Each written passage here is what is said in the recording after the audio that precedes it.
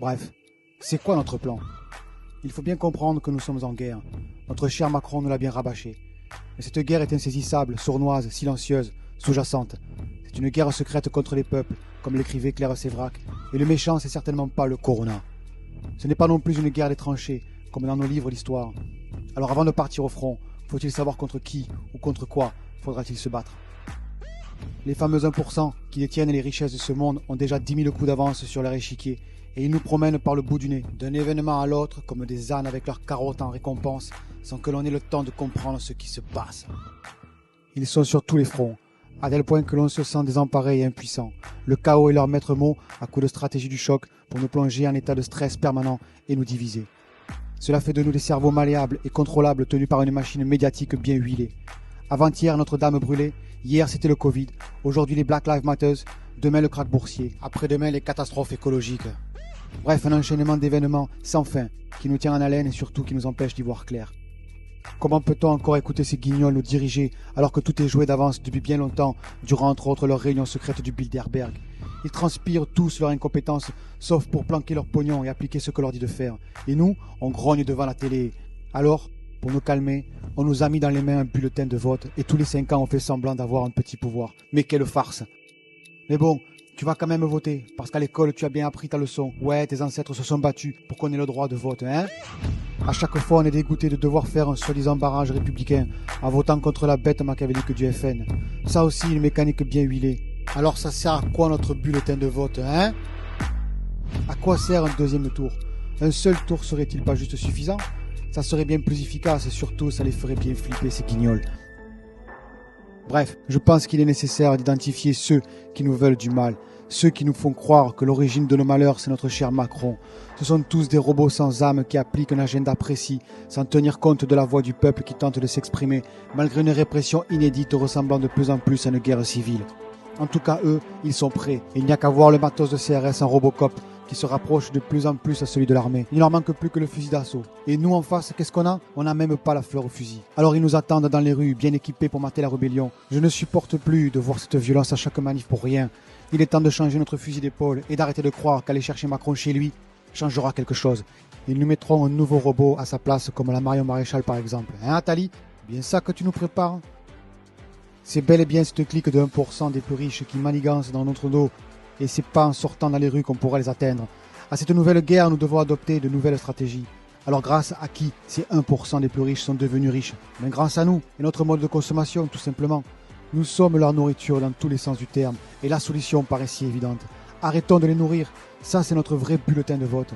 Ils nous ont offert Internet pour tenter de nous contrôler. Et pour l'instant, on a encore la liberté de tous s'unir en un seul clic pour une action collective de masse si énorme qu'on va les faire plier grave. D'ailleurs, ils le savent bien. Et c'est bien pour ça qu'ils essaient de nous diviser. Alors que le monde entier commençait à s'unir contre cette farce de Covid, quoi de mieux qu'un bon vieux clash racial pour nous désunir une fois de plus? Mais aujourd'hui, on a compris toute leur manipulation, et il en faudra bien plus pour nous diviser. Le peuple se réveille, et on va pas les laisser faire. Bref, le confinement nous a déjà donné un avant-goût de la sobriété. Et si on continuait volontairement dans ce sens? Un des nerfs de la guerre, c'est l'alimentation. Car si l'on mange ce que notre corps a juste besoin pour fonctionner, alors toute l'industrie agroalimentaire et Big Pharma vont tomber comme des châteaux de cartes. Je m'explique. Les lobbies ont réussi à nous faire croire qu'il fallait bouffer de la viande tous les jours pour tes protéines, boire ton lait quotidien pour ton calcium, manger ton pain, tes pâtes, tes céréales et ton sucre dans le café pour te donner assez d'énergie et suivre leur cadence de travail délirante. Résultat, les maladies chroniques et dégénératives explosent. Et t'inquiète pas que Big Pharma aura fini de te préparer un bon médoc bien chimique pour te soigner. Et si toute cette façon de manger c'était du bluff? Ouais, du bluff. Nous sommes la seule espèce sur Terre à consommer des produits laitiers après l'âge de 3 ans. Et qui plus est, du lait d'une vache. Une bête qui pèse 500 kilos et dont son lait est conçu pour un veau qui prendra plusieurs centaines de kilos en moins d'1 an. Je te parle même pas des hormones, des antibiotiques et autres produits dans ce lait que notre corps doit tenter de gérer. Tout ça pour notre apport en calcium, hein? Puisque ce lait n'est pas fait pour nous, alors accroche-toi bien. Notre corps pompe directement du calcium de nos os pour arriver à synthétiser le lait de vache qu'on consomme. Demande aux Suédois ou aux Danois, gros consommateurs de produits laitiers. Ils sont de plus en plus à souffrir d'ostéoporose. Le calcium, il y en a partout. Dans les amandes par exemple, ou dans l'eau tout simplement. Imagine, 1 million de personnes qui arrêtent de consommer du lait et tous ses dérivés. C'est quand même moins risqué que les passages à tabac dans les manifs, non ? Et tes protéines, vite vite, donne-moi ma dose, mon bon steak, ma côte à l'os, mon hamburger, mes cuisses de poulet, mes saucisses grillées, ma souris d'agneau et j'en passe. Sais-tu que notre corps n'a besoin que de 10% de protéines par jour pour fonctionner normalement ? Cette course folle à la viande rend notre corps et notre esprit de plus en plus acides. On se bouffe nous-mêmes à petit feu pour satisfaire nos papilles. On se rend malade tout seul et on détruit la planète par la même occasion avec cette consommation de viande frénétique. Sais-tu que 8000 litres d'eau sont nécessaires à fabriquer ton bon steak de 500 grammes ? Ouais, 8000 litres d'eau. Non, pas juste pour faire boire le bétail, mais pour produire aussi leur soja et leur maïs transgénique de Monsanto. La forêt primaire d'Amazonie, le poumon de la planète, prend la taille d'un timbre-poste. Elle est remplacée par des champs de maïs et de soja à perte de vue. Les sols sont morts et farcis d'engrais chimiques et de pesticides. Les nappes phréatiques sont polluées, les habitants intoxiqués, les enfants naissent mal formés. La forêt ne crée même plus sa propre pluie. Les animaux et les tribus de la forêt sont encerclés de bulldozers. Tout ça pourquoi ? Notre steak bien saignant ? Je te parle même pas du bilan carbone pour amener ce soja et ce maïs transgénique par bateau depuis l'autre bout du monde et nourrir nos vaches françaises. Tu croyais peut-être que nos vaches mangeaient encore de l'herbe bien verte ? Ça, c'était à la belle époque. Ben ouais, faut bien qu'elles soient rentables, nos vaches, bien grosses et bien épaisses, bien farcies de protéines. Ben elles les prend où leurs protéines, nos vaches ? En 1996, on a eu des vaches folles parce qu'on leur faisait manger leurs propres congénères transformés en farine. Ouais, des vrais cannibales. C'était du génie, un système en circuit fermé. Alors comme ça a fait un peu scandale, le nouvel Eldorado est devenu une petite graine, le soja, qui est naturellement rempli de protéines. Ah ben ça, elle est bien bonne. On cultive une plante, le soja, gavé de protéines pour surgonfler une vache qui déborde déjà de protéines. Nos chères bonnes protéines. Fais juste le calcul de ton impact à chaque bouchée de viande, alors que tes protéines, tu peux les avoir tout simplement dans les amandes, dans les lentilles ou dans la spiruline, sans avoir à passer par la vache. Dis-toi bien que c'est la même chose pour les autres viandes. Je te passe aussi les détails sur les conditions de vie de ces bêtes stressées depuis leur naissance. Mais quelle ineptie cette viande! Imagine 1 million de personnes qui arrêtent de manger de la viande. C'est quand même plus simple que de se faire éborgner par un flashball, non?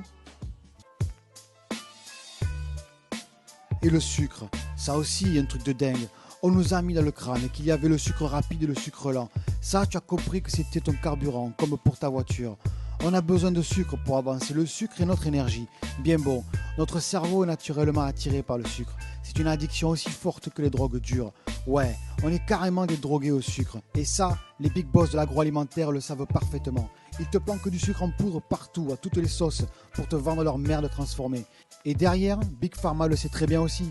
Eh ben ouais, parce que le sucre raffiné, soi-disant ton sucre rapide, il fabrique ton diabète et nourrit aussi ton cancer qui se développe en douce dans ton corps, petit à petit, année après année. Alors t'inquiète pas que Big Pharma t'a déjà préparé un cocktail Molotov de médoc qui coûte un bras pour tenter de sauver ta peau. Ils sont tellement forts qu'ils vont te tenir à moitié en vie comme un légume, le max de temps pour faire le max de cash. Business is business. Mais quelle humanité! On te rend malade pour mieux te soigner. Si ça, c'est pas une guerre secrète contre les peuples. Ça, c'est ton sucre rapide. Alors pour tes sucres lents, on nous a fait croire qu'ils étaient lents parce que le corps faisait les réserves en prévision d'un effort physique. Foutaise! On n'est pas fait pour bouffer des céréales. Ça, c'est de la bouffe pour les poules. En fait, ton corps fait des réserves parce qu'il ne reconnaît pas les céréales.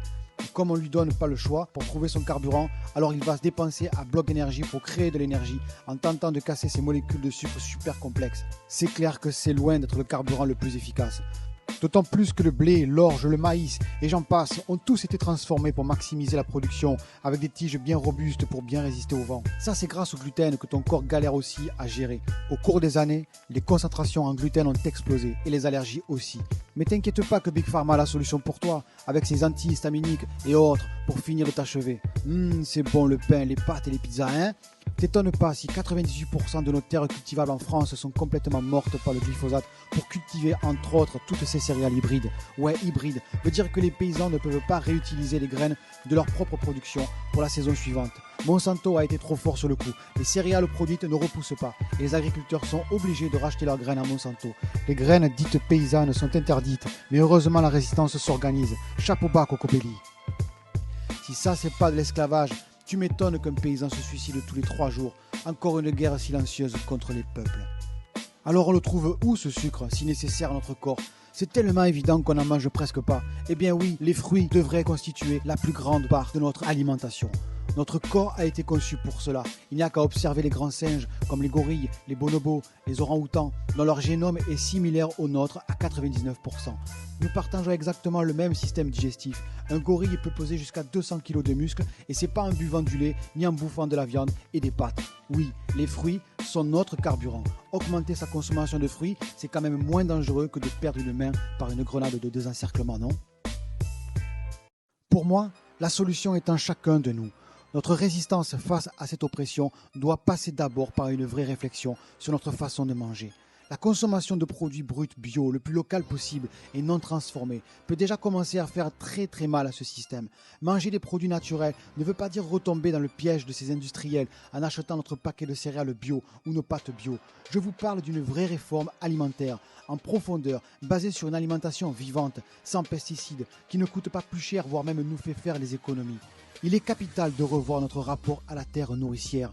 Il existe déjà en France plus de 30 000 micro-fermes de maraîchage sol vivant. Des actions collectives comme les AMAP permettent aussi un approvisionnement de produits naturels de proximité, du producteur directement au consommateur. Des professionnels de santé comme Irène Grosjean, Tal Chaleur, Thierry Casasnovas, Gilles Lartigot, Dominique Guyot, des sportifs de haut niveau comme Mimi et Jackie et bien d'autres ont des années d'expérience dans le domaine de l'alimentation vivante. L'alimentation vivante est une vraie évolution de l'homme et de son mode de consommation qui respecte vraiment la nature. Avec l'alimentation vivante, nos poubelles sont de plus en plus vides car nos déchets d'emballage se réduisent drastiquement. On ne se sentira plus coupable de contribuer à la création de ce 7e continent de plastique. Avec l'alimentation vivante, notre santé s'améliorera significativement et nous aurons bien moins besoin de leurs médicaments. Notre système immunitaire sera prêt à nous protéger contre la prochaine vague d'épidémie qu'il nous prépare. Car dans cette guerre qu'il nous impose, c'est bien de cela qu'il est question. Par les vaccins, par les pesticides, par l'eau que l'on boit, par l'air que l'on respire, ils nous ont déjà bien affaibli nos défenses naturelles depuis des années. C'est comme si nous nous rendions sur le champ de bataille complètement nus, sans gilet pare-balles, sans casque et sans armes. Oui, ils nous ont désarmés et la moindre petite grippette nous fait flipper. L'alimentation vivante est le vrai moyen de reprendre confiance en la puissance extraordinaire de notre corps. Il est aujourd'hui primordial de rendre notre corps de plus en plus fort. Des techniques comme le jeûne, l'exposition au chaud et au froid, la respiration de type Wim Hof ou les activités intenses de courte durée pousseront notre corps à améliorer sa capacité adaptative. Nous sommes en guerre 2.0 et nous devons suivre un entraînement de guerrier 2.0. L'alimentation vivante est aussi la porte d'accès à une spiritualité universelle, puissante, qui nous relie tous à Mère Nature et à l'univers. Nos cellules baigneront de moins en moins dans ces liquides toxiques et elles pourront enfin se remettre à vibrer et à rentrer en résonance avec des fréquences de haute qualité. La physique quantique nous montre bien que tout est vibration. Lors du tsunami en Indonésie, les hommes sont restés sur la plage alors que tous les animaux sont remontés dans les hauteurs pour se protéger. C'est cette connexion à la nature que nous avons perdue et qu'il est grand temps de retrouver. Partout dans le monde, des peuples prient ou méditent. Imagine si au même moment, des millions de personnes concentrent leurs pensées sur un même objectif, celui d'empêcher ces 1% les plus riches de nous nuire. C'est une rébellion d'un autre genre que je vous propose, et je suis sûr qu'ils ne nous attendent pas sur ce front-là. Organisons-nous pour une riposte collective de masse silencieuse et sous-jacente, sans avoir à faire des manifs de plus en plus sanglantes et inefficaces. Organisons-nous pour les actions de boycott, comme éteindre sa télévision au moins de 19h à 21h pour empêcher tous ces médias vendus de diffuser leurs messes noires. Je ne dis pas que de changer de mode de vie est simple, mais nous devons tous réaliser que nous sommes véritablement en guerre et que c'est notre façon de consommer qui nous a mis dans ce système-là. Ce n'est pas une guerre entre pays. Les 1% les plus riches ont déclaré la guerre contre tous les peuples du monde entier depuis des années déjà. Ils ont des tas de plans d'avance et un cash inépuisable pour arriver à diminuer la population à 500 millions. Si mon message te parle, alors rejoins-moi sur mes comptes YouTube, Facebook, Twitter, Lumière sur l'ombre, pour créer une armée pacifique 2.0. Je ne suis personne, mais nous tous ensemble.